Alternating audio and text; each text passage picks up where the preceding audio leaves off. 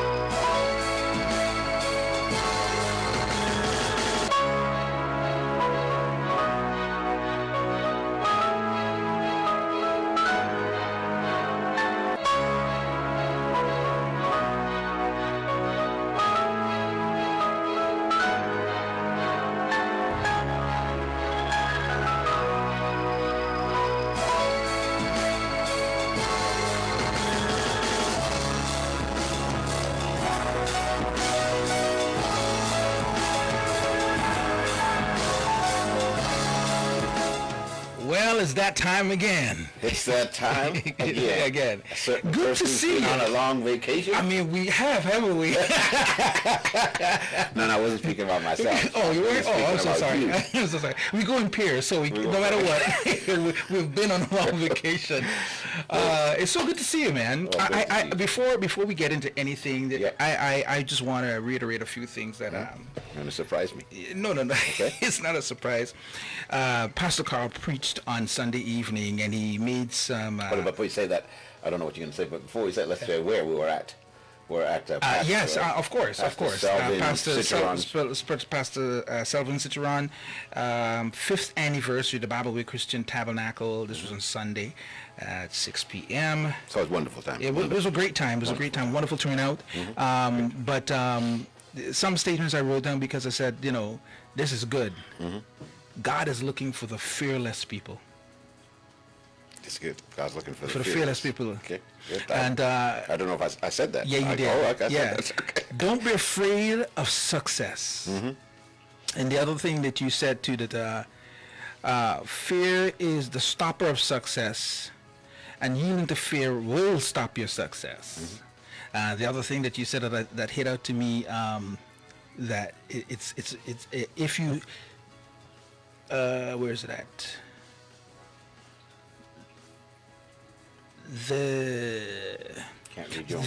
I know, that's it. There is greatness inside of you, but in the wrong environment, that's the one I wanted to get at. In the wrong environment, it would either suffer or die. So I put that down like, greatness is inside of each and every one of us, but being in the wrong environment, it will suffer and die. And it's interesting enough, I was looking at a movie last night, and I don't think I got finished watching the movie because I turned off to do something else. That's me. I watch a movie part way, and then I get up and do something else. Gone were the days when I would sit and watch a full movie. I just find that I lose track, find something else to do. And in the movie, I'm not going to say what it is because just in case people want to go see it, because it just came out. And in the movie, Denzel Washington was the main character, by the way, so you can figure that out from that point. But there was a young man in there that he was very adamant about making sure he doesn't go the wrong way. Yeah. He was hanging with the gang. He says, listen, I don't want to see you on the corners, right? And then he actually went into the home, or this home where he was hanging with all the gang members, the guns, and he walked in and literally took over and took the boy out. And they were like, who's this guy? You know, walked in with a gun. I mean, he knocked everybody out outside, went and pulled the guy out. But his thing was, this guy was extremely talented. He's a painter, he's a writer, all these things. And he says, you haven't even begun to see who you are yet. And this statement came back. If you're in the wrong environment, the greatness is inside of each and every one. If you're in the wrong environment, it would either suffer or die. Well, look at that. That's good. That's very so good. I just thought that I had to go back to my notes. And yeah, I normally don't take notes, oh, that's good. Hold on to that, because we'll try to get to. We might get to some of that. Yeah. Because that's a good jumping off point, or maybe some focus we need to really focus on today, about the right environment and some things about success. Because I was just so blessed with the receptivity of it was the powerful. people last Sunday night, and I really believe God was able to make a difference in the lives of many people by the feedback that I personally received and what others communicated. So that's what we're about, helping, helping people. But, Clairmont, I wanted to, this is a process, even rebuilding the black family, the program. And so, everything is for a purpose. Correct. I was speaking somewhere before, and I said, we've got to be about a purpose. If you don't have a purpose, then really there's no reason for that thing to exist. Correct. And so, rebuilding the black family as a purpose. In fact, why this is important, because I was reviewing about putting up a Facebook page specifically for rebuilding the black family. So I'm about to do that. But I was looking at why our purpose, and our purpose is to communicate. Some of these things we've already articulated. It's to communicate truths and principles essential to building strong, productive, successful families. Exactly. So we've talked about it. We've underlined that one. We've mentioned that a lot, and we do that from week to week. But I really believe there's some things we're going to be adding. There's kind of a shift to improve at what we're doing here. Second thing is this: to provide an accurate representation of black history. Correct. Now, that one we're going to spend a lot of time on in the future. Correct. But this is so important because, you see, we're really all a product of our history, natural and spiritual. Correct. We are. And so if someone, let's just be, me more, I'm just very honest in this program, but I'm going to be absolutely so true to what God has put in my heart, without any fear of anybody, like we were on Sunday night. But the thing is this: much of our history, from what I've studied from real history, much of what has been taught about black people is so disgraceful that I have to call it just blatant lying. Yeah. Like it's and I'm again I'm not one given to extremes, but it's absolutely demonic. The depths of lying that's been done to debase a people, and that's what this is all about. And so we have to communicate. One of our purposes on the Rebuilding the Black Family, we're going to really do that on our Facebook page. I'm going to be putting posts that really show a accurate representation of black history. Have to do that. Why? Because if our minds are filled with what someone says is your history, which is a lie, correct, then you're going to believe that. True. Don't never tell me that people won't believe a lie if they don't hear it enough. Now, here, think about this. Think about this I'm about to say. What am I about to say? Shock, but listen to this. Why is it, now I'm going to use this as an example of if something is said long enough and often enough, people believe it. So true. Even if it's a lie. Even if it's a lie. Now, isn't it interesting? Most people in the world believe that Jesus was a white man. No, just think about what I just said there. Yeah. Now think about it. Another thought. Another shocker. Why is it that most people in the world believe that Adam and Eve were black? Another shocker. Now think about this. Now you know me. I'm not a prejudiced person. You know that personally. Oh yeah, about me. Yeah. But the thing is we're talking about accuracy. We're speaking about truth. And if people will lie about basic things, what else will they lie about? You hear what I'm saying? You know, it's amazing you're saying that. Have you ever looked at those movies where I can't remember the names of them, but it's talking about pretty much the life of Jesus Christ, him being here, him dying, and when they show Judas, they always show Judas as the black guy or the darker skinned person. Okay. If you ever check it out, most of them, but I think they're changing now because I think there was a call towards why is Judas always the black guy or the darker skinned person, right? So they're changing a little bit of it now because I saw a newer one came out and I was looking to see if that's what I was going to see and it didn't happen. But here's something that is, as you're saying that, it's pretty interesting. If you're a child of the devil, everything goes smooth for you. For a matter of fact, somebody sent me again today about joining the Illuminatis. And you know, how I can make money and I become this and blah blah blah blah blah. I'm thinking, why are people just seeking me out? Like, leave me alone, kind of thing, right? But if you're a child of the devil, everything goes smoothly for you. As soon as you become a child of the King, the Lord God Almighty, you got all the attacks. You got everything that could discredit you will come out at your name. So when I look at the black nation, why is it that every other nation seems to have a problem with us by just looking at us? There has to be something about us that makes them wonder, fearful, scared, nervous, because we have what you call just the basic natural abilities without any education, without any enhancement, anything. Basic knowledge. We're good by itself. Right? You take a 9-year-old boy in Kenya who's going to design this lighting effect to keep away lions. How did he come up with that? Another 10-year-old boy who developed, built from scraps, built a radio to communicate and started doing radio stuff around the world. Another 9-year-old boy somewhere in Africa built a plane, natural talent. You know, and it flew for a little bit, so they brought him to England to train him to do better in what it is in aviation. So you say that natural ability. The natural ability of us. Inherent ability. So yes. When people look at us from that aspect of things, I often ask myself the question, if you didn't see something in me that is great, you wouldn't bother with me. But you see something great. First of all, black folks have to start looking at themselves as not the last bunch or bottom of the totem pole, so to speak, or as one guy had put out a statement a long time ago, that when he look at us, he sees nothing else but garbage. And I thought to myself, wow, why would you go to such lengths to kill our history? Why would you go to such lengths to make sure that we don't know our history?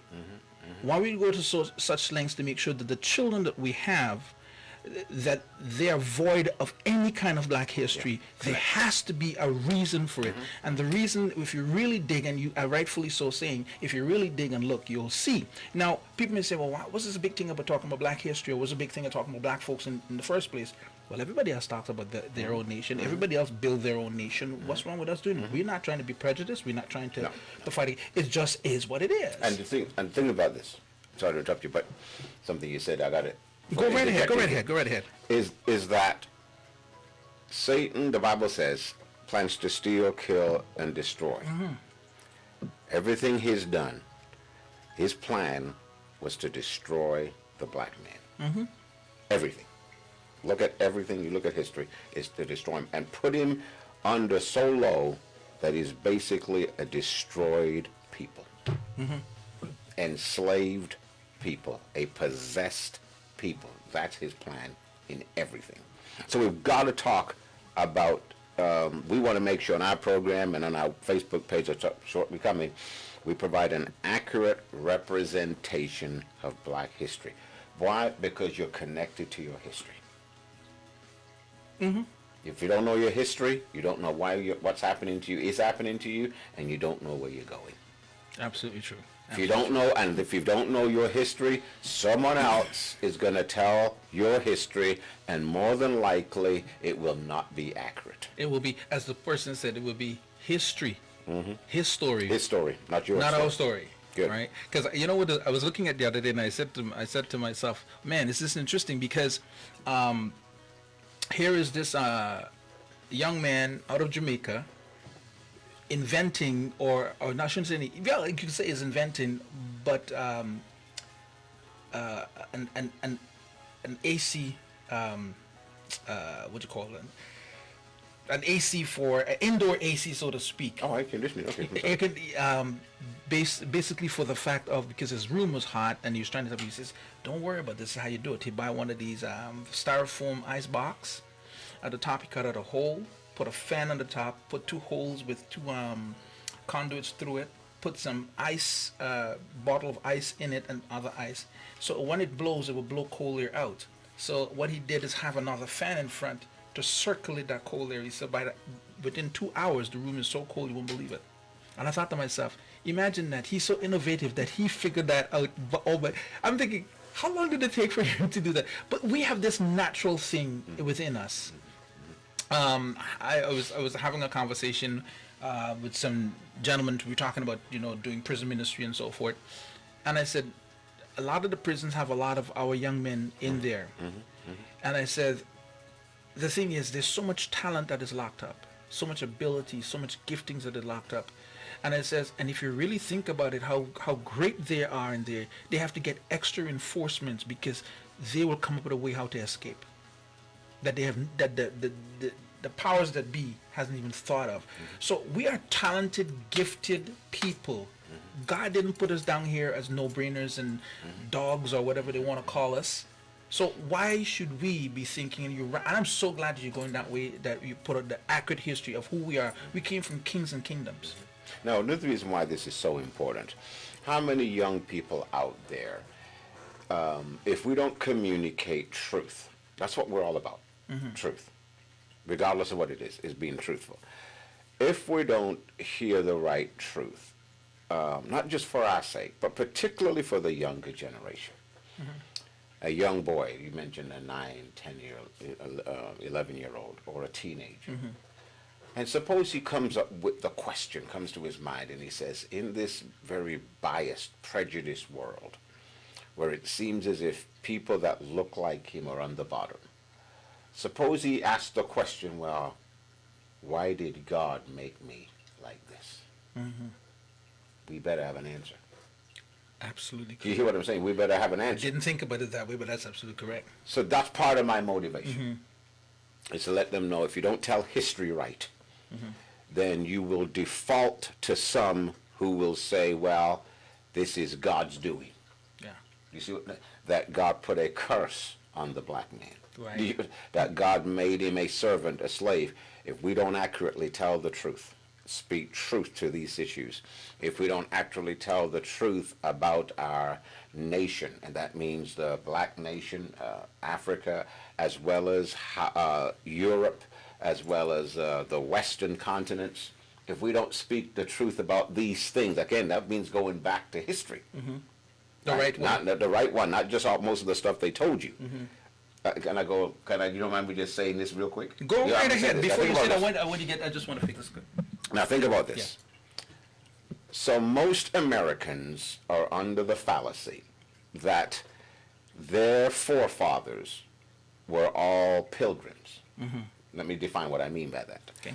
So they're under the belief that their forefathers were all Christians, okay, who were seeking to be able to express their Christian beliefs in a new land. Right. Now, you need to understand, if that was true,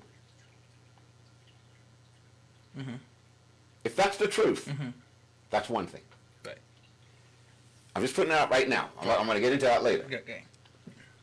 If it's not the truth, what is the truth? And how does that impact what we believe about North America? Then I'm just going to I'm going to leave it there. It's probably not fair, but and I don't ask anything about it. But you see, all of these things, that's what I'm trying to say. Suppose you don't know the history, real history.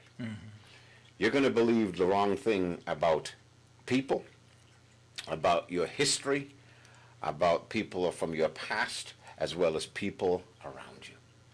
And if your history is wrong, your conclusions about the present will more than likely be wrong. I want to ask you a question, but not about that. But Okay, based on what good. you're saying, based on what you're saying, right? I want to ask a question. There's a Hold your statement. thought on that. One moment. Okay. And my intention, I want to make sure I get Yeah, this in. yeah. Then I'll let you go. My intention, again, is not to be mean about anything. That's not my intention. No. And my intention is not necessarily to stir things up. Maybe it is.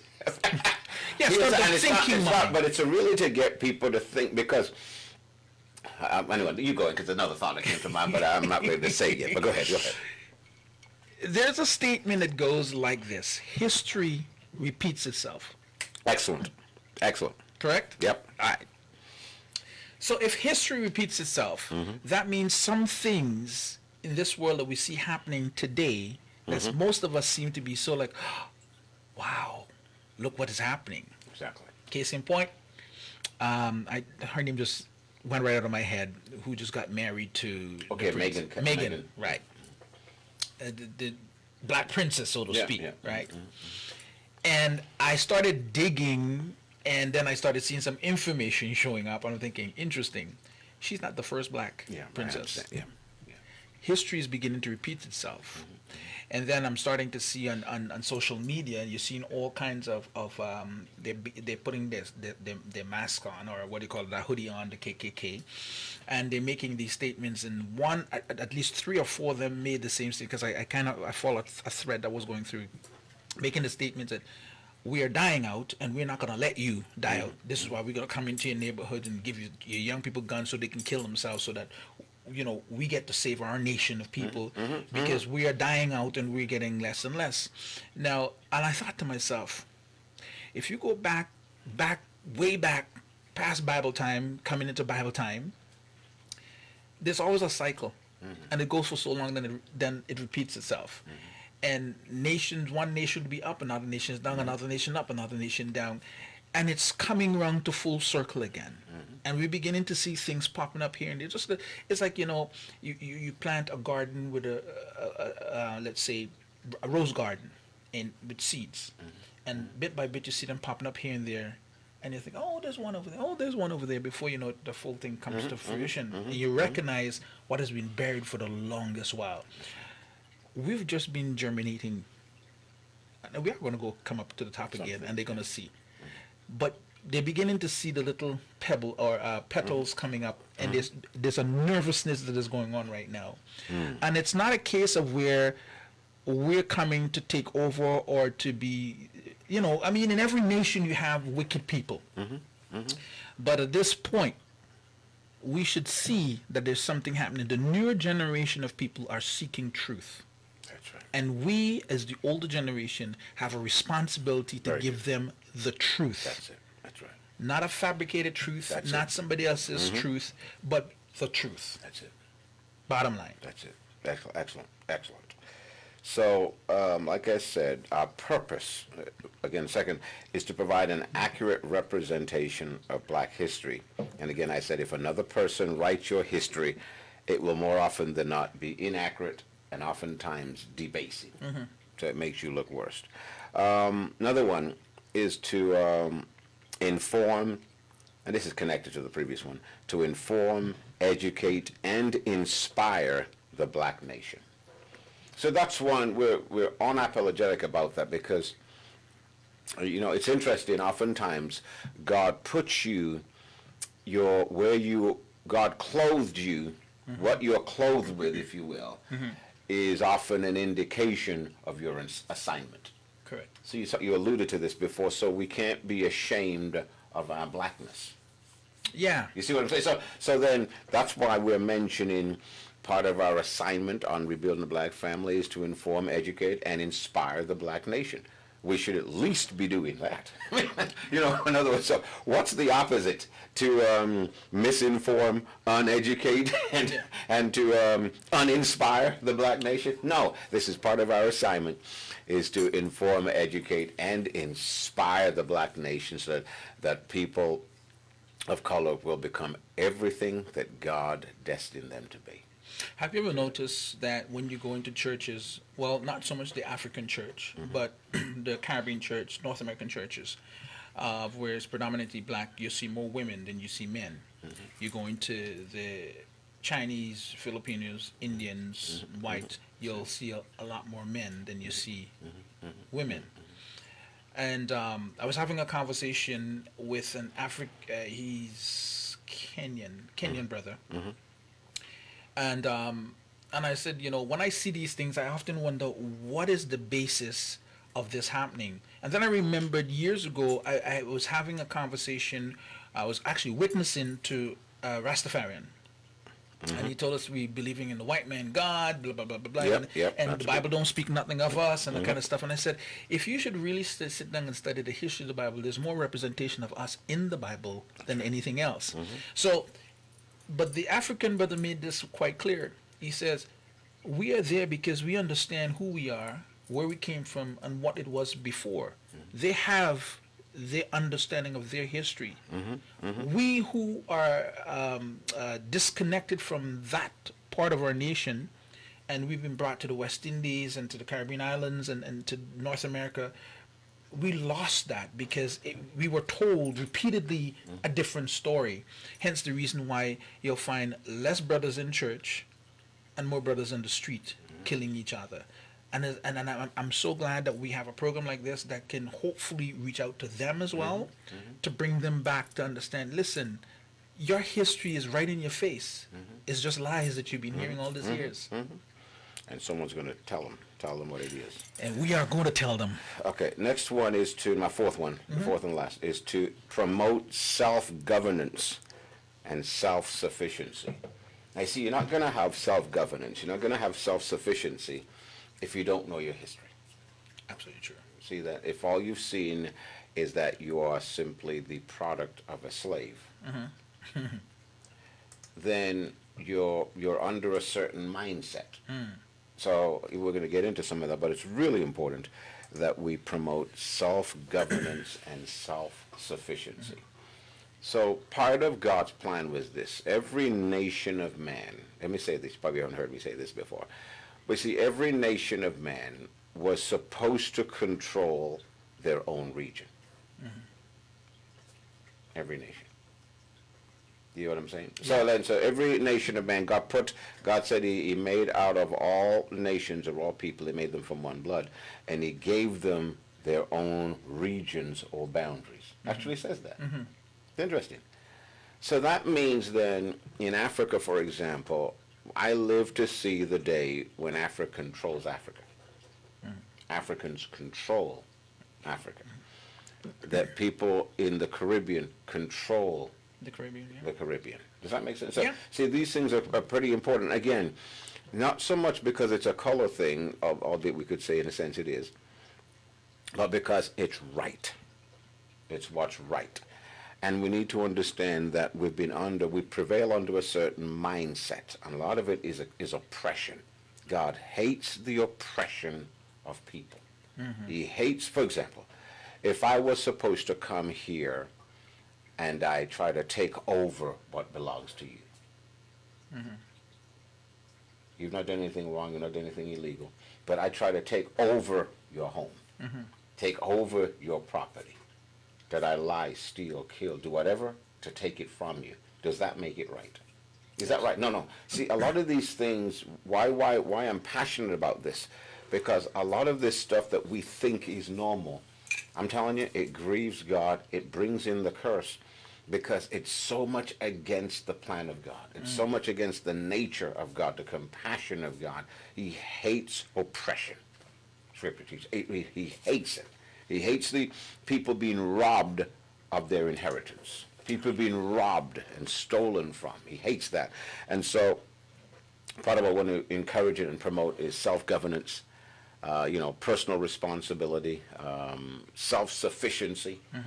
Because the more you understand who you are, the more you understand an accurate representation of your history. Let me say this part also. I think I might have put it right here for myself. Oh, I said this. I should have said this in connection with the first one. To inform, educate, and inspire the black nation. I wrote this down. Knowledge of one's true value. See that? Knowledge of one's true value, worth, potential, and destiny. That's all part of that informing, educating, inspiring.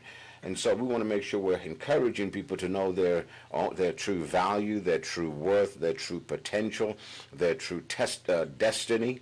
And joined with that is this: knowledge and appreciation of the resources, abilities, and skills at one's disposal. So that means no matter where you are on this planet, no matter where you are listening to this program. So where you could be on an island, you could be in a so-called impoverished part of Africa, and that's only, there's lots of beautiful places in Africa, beautiful beaches, beautiful places, but you could be in a place that doesn't, where you're not as prosperous, but you realize, think about this, Africa is the most resource-rich continent on the planet. Now think about that. Yeah. So that means, you see, if you don't know who you are, then you won't expend the energy necessary to become wealthy. Correct. Do you hear what I'm saying? Yeah. Do you understand? Because why? Because you have the wrong mindset about yourself. You think wrong about yourself. And so part of what we want to do is inform, educate, inspire people so that they can have knowledge of their true value, their true worth, their true potential, their true destiny, that you're worthy of the best.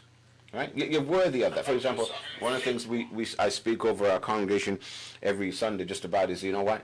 That they eat the best, they wear the best, they drive the best, they live in the best, they ride upon the high places of the earth. Why? Because why not? Why not? That's their destiny. That's what they should be. And so knowledge of their true value, repeating again, value, worth, potential, destiny, knowledge and appreciation of the resources, abilities, and skills that are at their disposal. And then governance. Well, I'm sorry.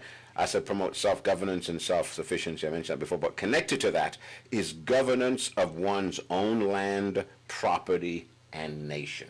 Right. So all of this will tie together as we see over time. Are we good? We good. We All good. right. So I just wanted to share that to our listeners, from all over the world. That I'm telling you, as you tune in week after week, we're going to really inspire. We're going to really move along these purpose points, if you will, because we want to see you become, no matter where you are, no matter what country, what city you live in, I'm telling you, your days are looking good. Your future is looking bright. Like one person said, I'm wearing sunglasses because it's so bright. It's so bright. And so that's what we see about you. And part of this is this: when we begin to have a right thinking about ourselves, then we can also appreciate and celebrate the greatness of others. I saw someone sent me a post recently, and they said we should let's crown one another. Right. I like that. Isn't that good? I like that. So when you think right about yourself, you're better able to appreciate the beauty of other people.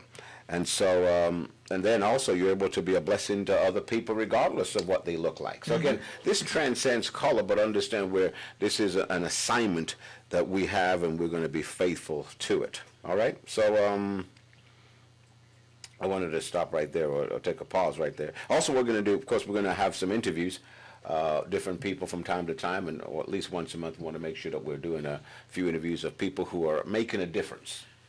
Examples are very important. And you alluded to this about the young, I'm going to say young children. Some of them are young people. They're children. They're little children, but they're brilliant. They got a story, yeah, right? They're brilliant. And tied to that, and I should have put a note on that, is in part of having a accurate representation, not just of history but today, is that making sure you're always seeing people who are doing something good. People are doing something positive. Because oftentimes, I told you one particular station that I never listened to again, is because I realized after watching them, I listened because they were more of a conservative and they had more of a socially conservative bend, which was all right. But I started realizing their portrayal of black people was always negative. And it was over and over and over. I'm talking over a space of a couple of years. I'm not just talking something over a month period. I'm talking about a couple of years. It was always a negative representation. And there's it's designed that way. Oh, yes, for a reason. Oh, yes. Yeah, There's no doubt for a reason. Oh, yes. So they're portraying, it's not just demeaning to people of color, but there's a certain mindset they want to instill in people who are Caucasian to have a certain mentality towards people of color or people who are black. And so oftentimes black people, why we perpetuate negativity is because that's all we see. So what about making sure that on this thing we're going to do a real good job here on our program, making sure we're putting forth stories that portray people who are successful. Correct. People are doing great things. For example, I was at my daughter's graduation. She just graduated from, Elizabeth graduated from grade 12. Okay, awesome. And I went through, sometimes I'm a bit like this. So, the ceremony is a bit long. Long, right? So you start counting things. Yeah, that's right. I'm counting about it. So in her graduation, they had, what do they call it? They had honors, and there's this other one where if you, what was the, there's the school honors, but then I think there's a provincial honors, so it's a two thing. Right. And then if someone gets a certain designation for English, then they'll show them too. Now, did you know, I wrote, because I did it, I tracked each one down, and every time they said honors, and then this other honor thing, I think it's 80% for that particular Ontario honors, Ontario scholar, Yeah, scholar plus honors, the regular honors. Yeah. And you have to have 80 for Ontario scholar. I believe that was what you got to get. And then for the regular honors thing. I went down the whole list. Over 33% of the grade 12 class got honors. Wow. I thought, look at that. And this school is a good mixture of, I'm going to say, black, Asian, white people. 33%. That's awesome. And I thought, so what I'm saying is this, if we're not careful, we're always hearing bad stories. The news, let's say maybe 80% of the news is, telling you a lot of bad things from places of the world you don't even know about, as well as at home. And oftentimes we're so inundated with the negative, you're thinking there's nothing good out there. So what about telling the stories, the specific stories of individuals who are doing well? 33% Clairmont. Yeah. This is just one class, one school of grade 12, such a good percentage doing well, moving on. And it can spread right across. And sometimes, I'll think about this, you just said that. How many other schools that's represented, but you don't hear about it? You would never hear about that, the development or of our people, because it's supposed to be the negative. Like, for example, we've been hearing a lot about, almost every day, 2 days straight, I got up and the GTA had no shootings. And I was like, wow, this is good. The prayers are working, right? And until today we're here. And generally when you look, the faces that they show, I'm thinking, can we not change that? Can we make a difference in how we change the way we see ourselves, or the way how things happen, the way how it works? How can we not change that? But it's the message that we as the adults are sending the younger ones that needs to be changed in a great way. What came to mind recently, there's a young black man, well, I should say a child, that had decided, I saw a little clipping of it on Facebook, who was going around helping everybody that is less fortunate than he is. Compared to the young white girl who pretty much did the same thing in another part of the States. And I looked at the amount of hits that the white girl got as opposed to the young black child got. And I thought, why is that so? He's doing such a great job. He's doing all these wonderful things. And I says, how long is it going to take before his story reaches the top? To the point where the young white girl was actually interviewed by a TV station. And I'm still waiting to see if it's going to happen to this black child. But remember, whoever controls, again, if you're not telling your own story, and you're waiting for someone else to tell your story. See, that's what we're saying. So if you don't tell your stories about people who look like you who are doing well, you're waiting. So we're waiting for somebody else who doesn't have the same compassion and love and empathy and understanding and compassion towards your people. You're expecting them, I'll be fair now, to put your story up. You see, so what I'm saying then, there's a personal responsibility we have to do that. Does that make sense? Or else what's happening, you're waiting for someone else to do it. Okay, I'm going to give you an example. Someone, let's say, just recently I was looking online, LeBron James Right. just opened up a school in Akron, Ohio called I Promise.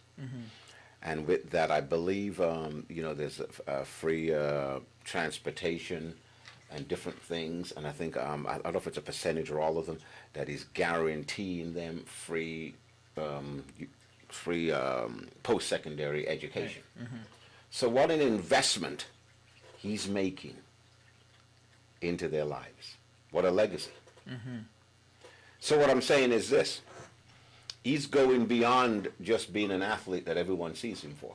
For example, one person said when they disagreed with something he said, and I'm not necessarily a LeBron James fan per se, but again, I deal with truth. And they said, why don't you just dribble? Keep dribbling. They didn't agree with something he said. Just keep dribbling. See, so what I'm saying, some people like the black man to be within a certain parameters. That's right. And we As long know, as you continue to entertain us, make us laugh, right? Entertain us, make us laugh, do these things, so do all these things, we're fine. But I'm saying, what about this story? That he's going to now, because of his example, because of the investment, he didn't have to do it, but he's living beyond himself, and he's going to help them to see, well, you know what? Young black children who would have been more exposed to a negative environment, I'm creating an environment for them, Right. so that they can become or fulfill the potential that they have, just Correct. like I have fulfilled my potential. Right. You see what I'm saying? So it's gone are the days when you are looking for someone else to do it for you. Yes, you'll always need partners from all different walks and different patterns and stripes and all that kind of stuff. But there's a personal responsibility we have for self-governance, for self-promotion, for promotion, if you will. Does that make sense? So we've got to take responsibility for that, and so I wanted to say that. yeah, if I can throw this in. So we can go back to this now. Go ahead. Go. If I can throw this in, no, exactly what you're talking about. The reason why some of us don't do anything is based on one word. And you spoke about that on Sunday night, fear. Yeah. And you says fear will cause us not to obey God, first thing. Fear can and will hold people back.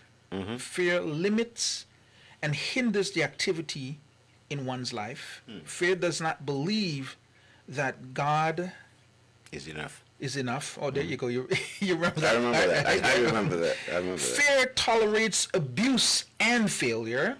And I put a little thing to that. And fear accepts failure. It does.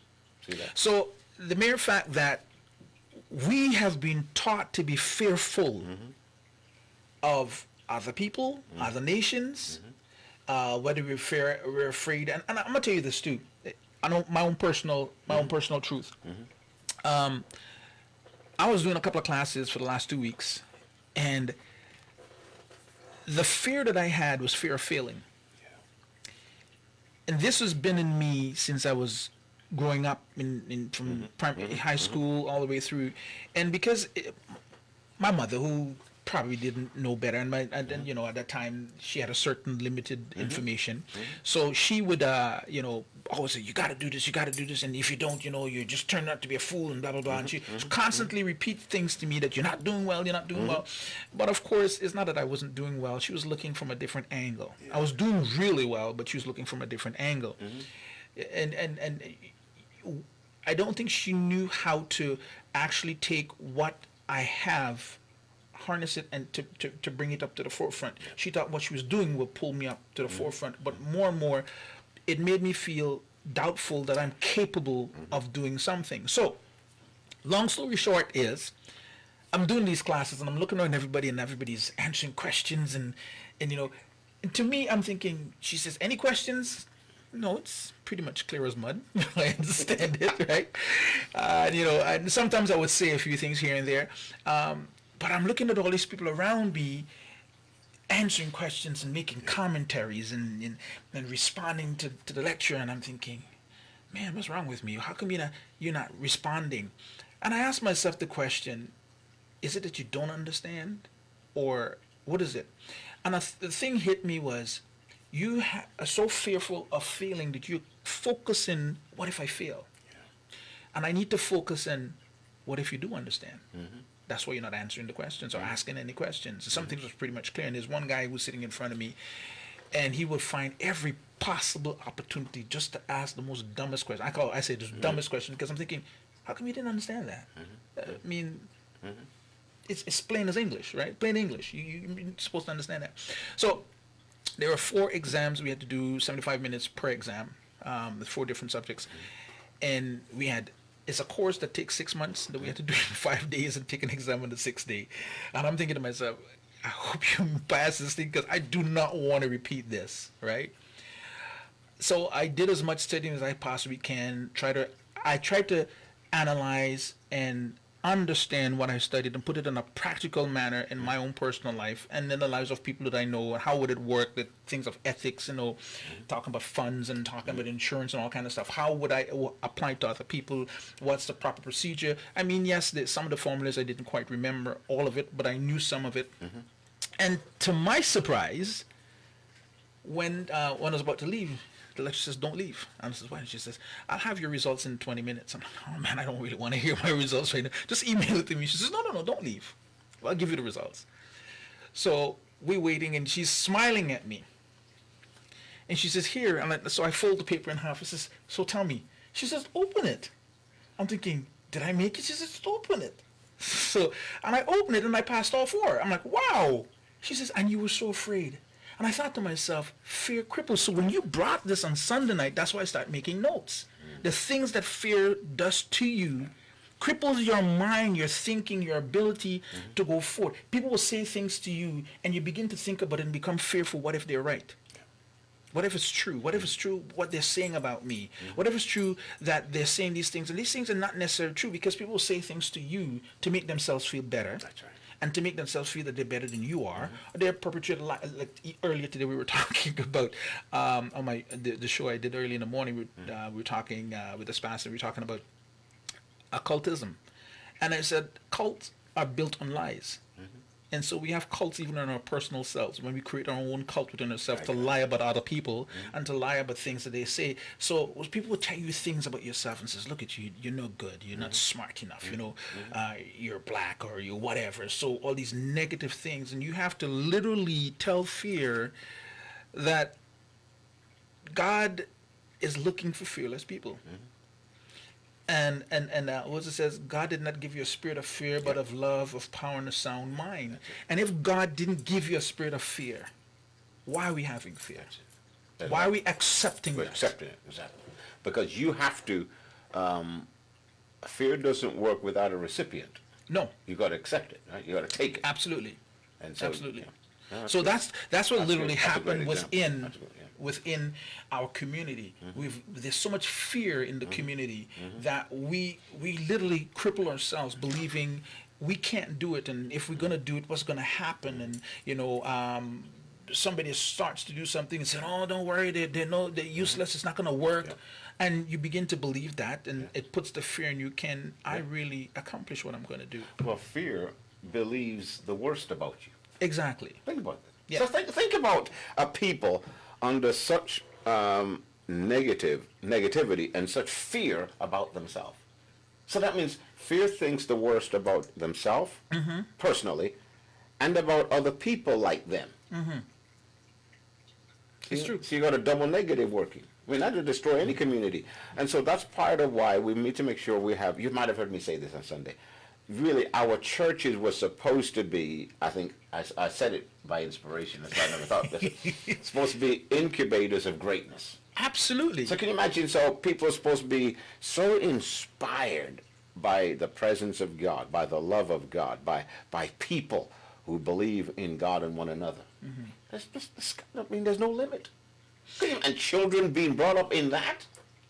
Man, I mean, when you said it, I said, yeah, this makes a whole lot of sense. I remember somebody said, our churches should be like hospitals where the teaching that we give them would heal their brokenness, will heal their fears, will heal the bad habits, will heal things in them. So when they come out, they'll recognize who they are, how great they are in God. Because if you're in Christ, you're more than what the world says you are. Exactly. Right. So when you said, I'm like, yeah, I wrote it down somewhere in my scribbles. And then see how we think though is really important, because now when you just said hospital, some analogies you can only bring them to a certain degree. I understand what you mean by that. But suppose we're thinking, well, the church is for sick people. Now understand what I'm about to say. Yes, it is. But it's not for them to remain sick. No. So then suppose we have this mentality that your people are down and out. They're always poor. They're always broke. They're always unsuccessful. And and then we sing songs, when we get to heaven, it will all be by and by. See, yeah, so what I'm saying then. Yeah. So that means you've resigned yourself to failure. Do you see what I'm saying? So it's got to take a new level of leadership with a certain mentality that has to reject much of what was given to them. The song is such a worm as you heard that. You heard that. Yes. So, I don't know. That might have gotten some people, that was their sacred song. There's some songs I just don't sing because it does not represent. It does not represent Christ. It does not represent God, and it does not represent what God says about me. Exactly. It's a misrepresentation. Totally. That's not even a good word. Even misrepresentation is. I ain't a worm, man. You telling me I'm a worm? When you said that, I'm like, whoa, this is interesting. Now, going back to the hospital thing, yes, you have to understand there's 3 phases of a hospital. For the hospital has the sick people. Hospital has a teaching. I like that. Yeah. And hospital has a restoration. I like that. So there's 3 parts of the hospital when you look at a hospital. Hospital will have a part of it is called a hospice, where people are, they're dying, so there's not much you can do about them. So hospice, you just make sure they're comfortable. They're going out, right? And then there's the part where you're teaching people how to take care of those that are sick. And then there's the other part of the hospital that people are there to be restored, be rehabilitated, and to be able to go back into society and as a functioning body. Excellent. Right? That's so beautiful. When you look at the hospital from those 3 phases, that's why we are like a hospital, because for every person that just got saved, came out of a brokenness that needs to be restored and rebuilt and put back out, rebuilding the black family. So if you're rebuilding the black family, it's not just the nucleus family, but it's the whole massive body of the family. So if you are bringing them back into the church to know who God is and tell them, this is what God says about you. Excellent. So when you say that to them, they begin, oh, but I've been hearing this for such a long time. This is why we're here to teach you now what God says about you.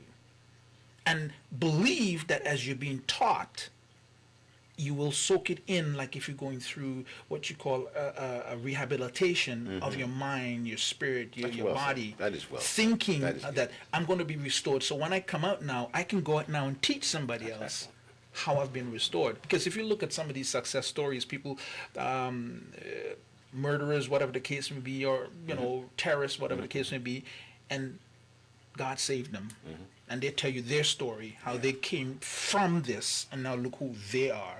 So that's what we are like. So when we come together on the Sunday, this is why it is imperative that we have good teaching in our churches, and not no wishy-washy gospel, not those prosperity gospel. Everybody believes that when you get saved, you're going to come into $1 million and you're going to have the best of everything. Jesus says in the world you're going to have tribulation, but in me you're going to have peace. You got to know how to go through that. There's going to be winds and storms blowing around you. How are you going to handle it? How are you going to speak to your storms? How are you going to speak to the winds?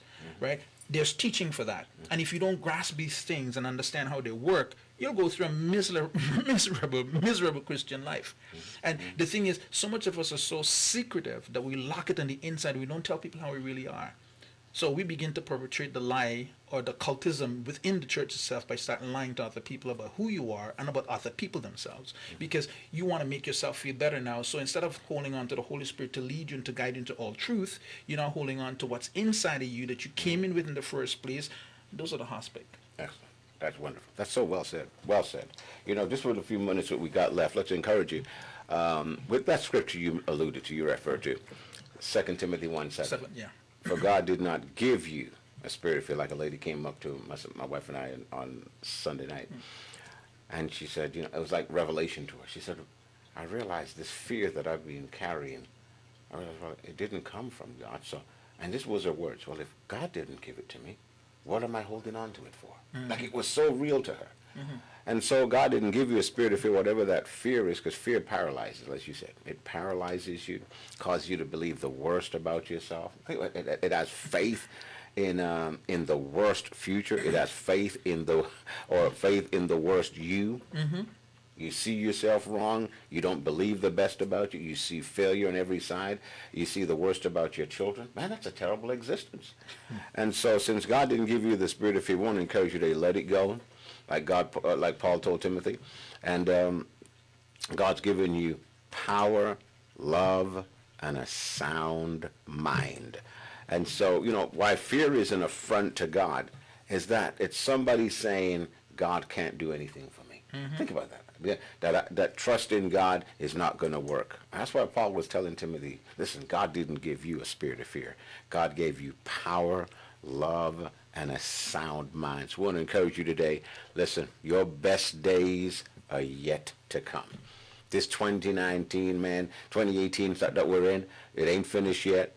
I'm telling you, these next few months are going to be wonderful for you. Make plans to succeed. Attempt things that is fitting within your heart. Like you just took that course. Look at that. You're the better for it. Yeah. Right? You're the better for it. Yeah. Well, suppose you continue to believe the worst about yourself. So fear causes us not to attempt new things that could better us, that could improve us. Mm-hmm. Fear holds us back from going to school. Learning new things, getting rid of wrong things about ourselves. I mean, fear causes us to imprison our children, not expose them to the right influences. I mean, fear is terrible. It's like a prison. And so I want to encourage you today, man, believe God. Believe the very best. Believe in the very best you, because God believes in you. Amen. God cares about you. He says his plans for you are good, not evil, to give you a future and a hope. And we can't say anything less than that. Amen. And so we just thank God for you today. We're praying for you. Please send us your requests. Let us know what God's doing in your life. Let us know how this program is helping you. Please like our program, like our Facebook pages, SBR Live, and also Foundation for Life. And just let your friends and family know over these next few weeks and months, we're going to really get into these 4 points that we spoke about as far as the purpose of our program, to truly inspire the black nation and truly see that we become a even more self-governing and self-sufficient people that will really inspire other people, inspire our families. If you don't mind, we got about let's say 2 minutes ago, just to reiterate the 4 points that you made. If you can just run them over quickly so the listeners can... So our purpose, again, for Rebuilding Black Families, number one, to communicate truths and principles essential to building strong, productive, successful families. Number two, to provide an accurate representation of black history. Number three, to inform, educate, and inspire the black nation. And number four, to promote self-governance and self-sufficiency. And some of this will, of course, we have the scriptural segment, we have truth segments, we have from time to time we'll have interviews with people who are making a difference in our community. And so all of this, we're just so thrilled and thankful for you tuning in. We appreciate you. Well, folks, it's been a pleasure being here with you again, and we thank you so much for locking into SBR Live FM. You don't want to miss this program next week. It's going to get hot. After we were off for 2 weeks, we were putting some stuff together. Well, he was putting some stuff together. So we're just about ready to pour it out into you, and so you will explode with what God has put in you in the first place. God put promise, put abilities and talents in you, and it's time that you reap those things. God bless you until next time. All right. Thank you. Bless you.